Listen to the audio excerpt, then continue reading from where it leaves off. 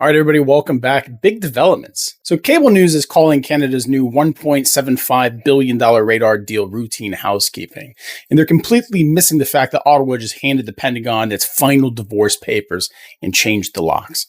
Now, if you live in Canada, you probably saw the headlines this week. Canadian Secretary of State for Defense Procurement Stephen Fuhr and Australian Defense Minister Richard Marles.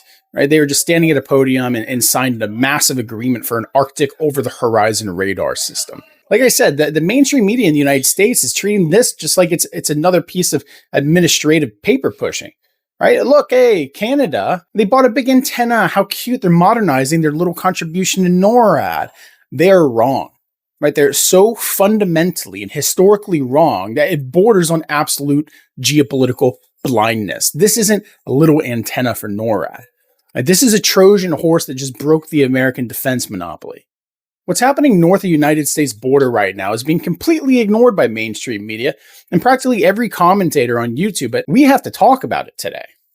Because what seems like just another dry defense procurement deal between Canada and Australia, it just changed the entire global game.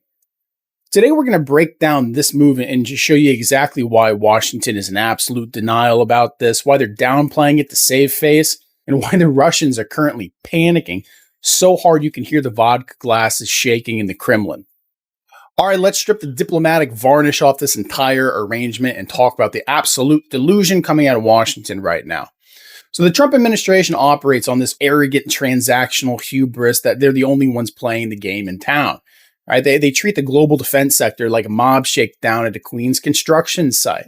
And the pressure on Ottawa, the pressure on Canada has been relentless. The prevailing attitude in the Oval Office right now in the Pentagon is buy our stuff, pay your 2% of protection money, or we're going to leave you to the wolves.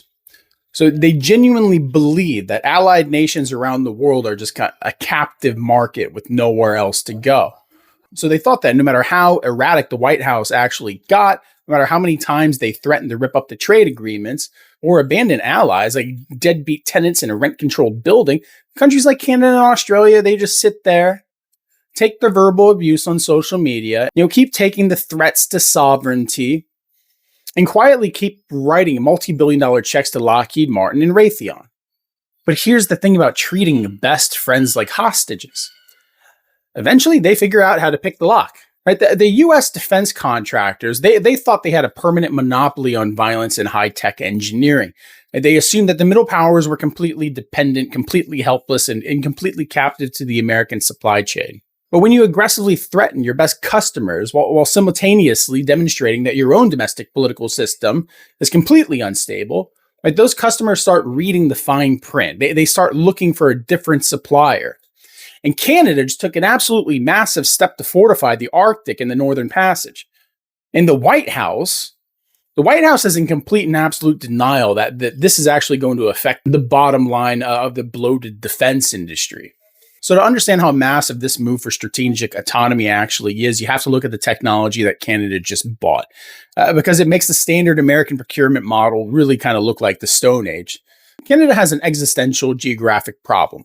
They have to monitor millions of square miles of melting, highly contested Arctic frontier.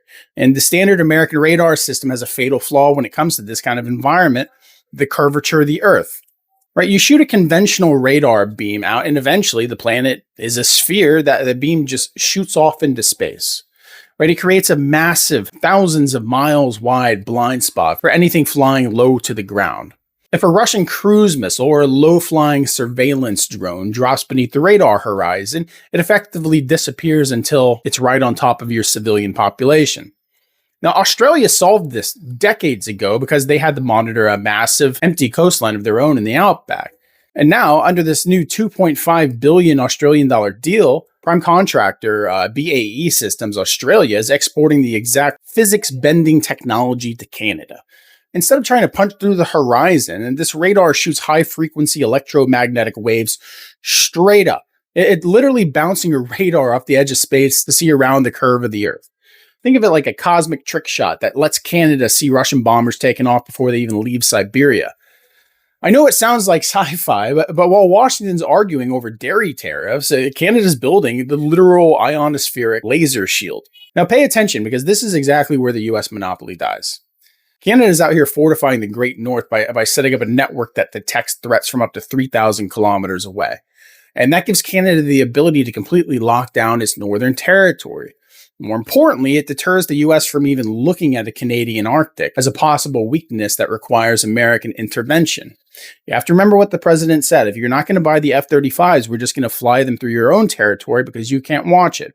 Well, this solves that problem, doesn't it?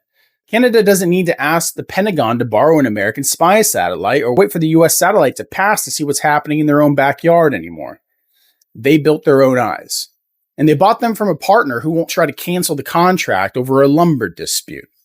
But the Arctic over-the-horizon radar is just the brain, the muscles where the American monopoly truly goes to die. And I think that this is really cool shit, so I'm excited to talk about it.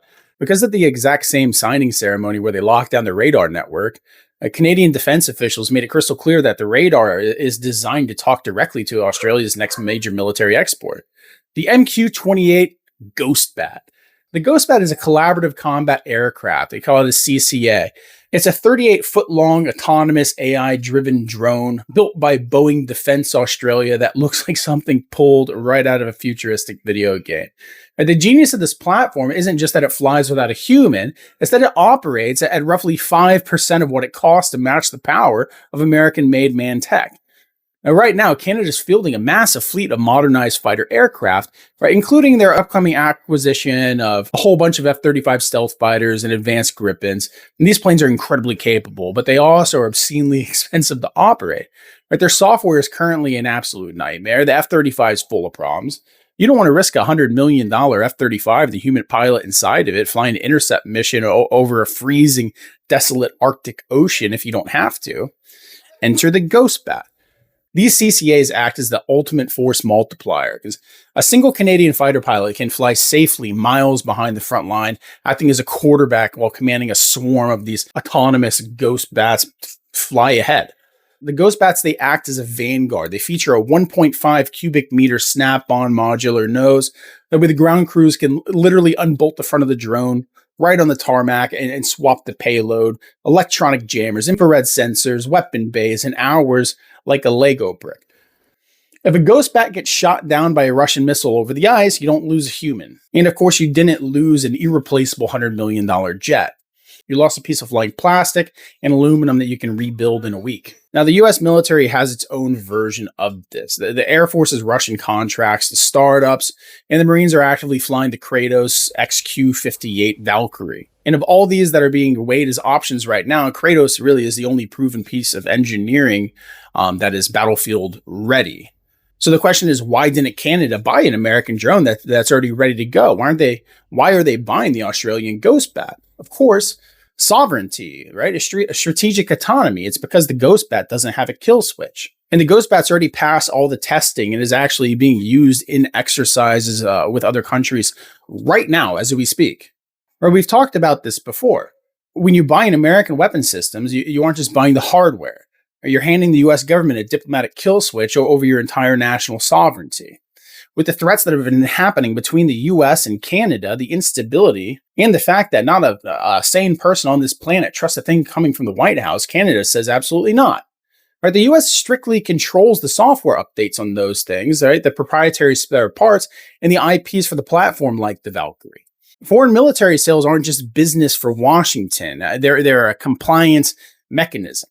So again, if you step out of line, they can pause your software updates and leave your entire Air Force sitting on the tarmac like expensive, highly lethal paperweights that just can't move.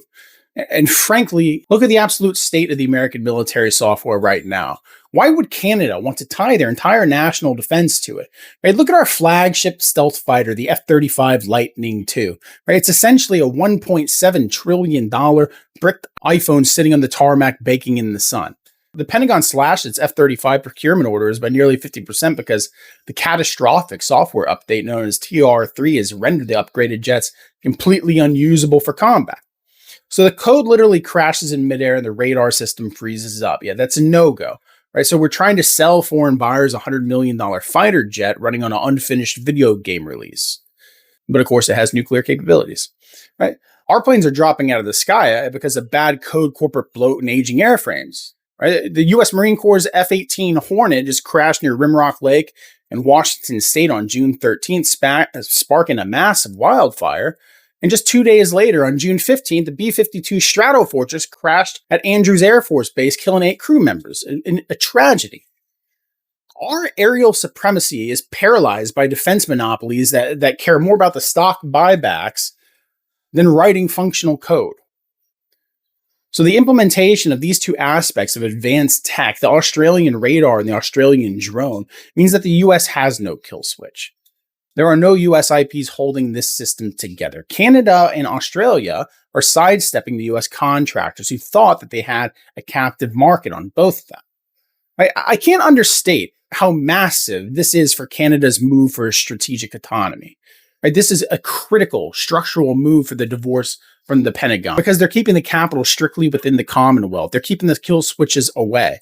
Every dollar Canada spends on a ghost bat goes into the Australian manufacturing base, which Australia then uses to make drones cheaper and better for both of them. So they're essentially starving the Arlington defense monopoly to keep the money in the family.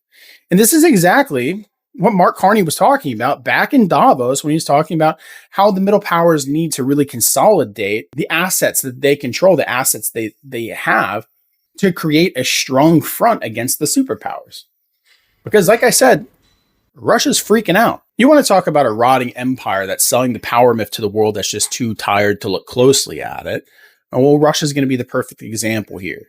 So for the past 2 decades, Vladimir Putin's been projecting this image of an unstoppable Arctic juggernaut. They spent years fortifying the northern shores, building deep water ports, launching nuclear icebreakers with 20th century tech. They assumed they could just slip their submarines over the ice and fly their long-range Bear bombers right up to the edge of North American airspace without anyone noticing up until it was too late. But look at the reality of the Russian military today, right? They're stretched incredibly thin. Their military is bleeding out in the trenches of the Ukraine, and their internal stability is bleeding out on the streets of Moscow because of the drone swarms that Ukraine's launching at them. And they're running around the Arctic trying to project strength while their actual combat capabilities are being vaporized by off-the-shelf commercial drones in Eastern Europe. And their high-tech drone program is an absolute unmitigated clown show. Their CCAs basically non-existent. It's a localized disaster. While Canada's buying a fully functional combat-tested Ghost Bat, the Russians are still dealing with the utter humiliation that was the S-70. So the S-70 was supposed to be Russia's apex predator. It was their answer to the West drone swarms. But what actually happened? Because it scared the shit out of the Pentagon. But on October 5th, 2024, during a combat test flight near the Ukrainian border, the S-70 suffered a catastrophic software failure. The thing went completely rogue. It ignored the ground controllers, ignored the escort fighter, and started drifting directly toward the heavily defended Ukrainian airspace. Russia was so terrified that their highly classified drone was going to crash intact and hand all their secrets over to NATO that they had to order a Russian fighter pilot to shoot down their own multi-million dollar prototype. So they blasted their own drone out of the sky. But the best part was the Ukrainians did recover the wreckage anyway. Right? When they tore it apart, what they found was the whole thing was running on smuggled Western microchips. Right? Its stealth body featured exposed engine nozzles and visible rivets that would light up an Allied radar screen like a Christmas tree. The thing is, the Russians aren't 10 feet tall. Right? They're a gas station run by the mafia, wearing a military uniform that doesn't fit anymore. Right? And they're trying to sell you a used Lada, telling you that it's a spaceship. The whole thing's a travesty. By investing in a revolutionary radar package and drone tech at 5% of what it actually costs to match the power with US-made tech, right, Canada just structurally neutralized Russia. Canada just became the Arctic king. That's the best way to put it. But what about the United States? What about my country? Because I see this, and I see Canada build the future. I see them securing the stratospheric frontier. But what about the empire back home? Now, the American government's completely lost the plot. This administration and the establishment in Washington, D.C., they decided to sacrifice our domestic infrastructure, our grocery bills, our social safety nets, and our military stockpiles to the altar of foreign wars that never end. We're bleeding our national treasury dry to police every border in the Middle East and Eastern Europe, conduct all of our little wars around the Caribbean while people in the United States can't even afford their own rent. All right, we're so distracted by imperial overreach and corporate bloat that we've been reduced to the real paper tiger. Our defense contractors are charging the taxpayers billions of dollars for software that crashes planes into the dirt where working class kids die in their 20s. And our politicians are busy fighting culture wars on cable news. The United States is completely stretched to a breaking point. And while Washington wants to scream at NATO and tell them that they need to pay their fair share and how they need to buy our broken jets, Canada quietly just stepped past us and locked down the most important, vital trade corridor, probably for the next century. This is the reality of the 2026 geopolitical board. Right? The Trump administration may not believe in climate change. Right? They can sit in Washington and tweet all day about how global warming is a hoax and how the ice is perfectly fine, the polar bears are fine, but the physical reality of the planet doesn't care about the political platform. The northern ice is melting. You can ignore it in Washington, D.C., but they're not ignoring it in Ottawa. Right? The Northwest Passage is cracking open, and a completely new era of northern maritime transport and global shipping is beginning, whether the White House wants to admit it or not. The global supply chain is going to shift north, and the nation that controls those icy waters controls the future of international trade. In Canada, led by a Prime Minister, Mark Carney, understands this. They aren't waiting for permission from Washington, D.C. They aren't waiting for the U.S. to wake up and realize that the world is changing. Carney's looking at a decaying American patriarch screaming at everyone from a crumbling mansion, and he's saying, you know what? We're going to take care of ourselves. And the thing is, it's not just words, right? It's not just political talk. They're backing this up with a staggering $40 billion comprehensive Northern Defense Plan. Right, they're spending $32 billion to upgrade and construct forward operating locations capable of supporting their new fleets. Doing this in Yellowknife, Goose Bay, I'm going to butcher this, but Inuvik and Iqaluit. They're building the 800-kilometer Mackenzie Valley Highway to connect Inuvik to the south year-round. By buying the over-the-horizon radar from Australia and laying the groundwork for the Ghost Bat drone swarms, Canada has secured the keys to the kingdom. They're locking the northern door from the inside. We're focusing a lot on Canada because I think that we ignore these things in the United States, and I think that it's a great mistake and tactical error to do so. These are historic moves that are being made by Canada and the Middle Powers movement today. And so let me be very clear when I say this, that this isn't anti-American. Right? It's not anti-American to want sovereign control over your own defense. It's not anti-American to refuse to hand a kill switch over to a foreign government. But it is anti-Trump. Right? It is a direct calculated rejection of the hubris, the arrogance, and the transactional shakedowns of an administration that fundamentally forgot how to treat its own allies. The Middle Powers are breaking out. Right? The defense monopoly is cracking in the United States, and the Arctic has a new king. Food for thought, everyone.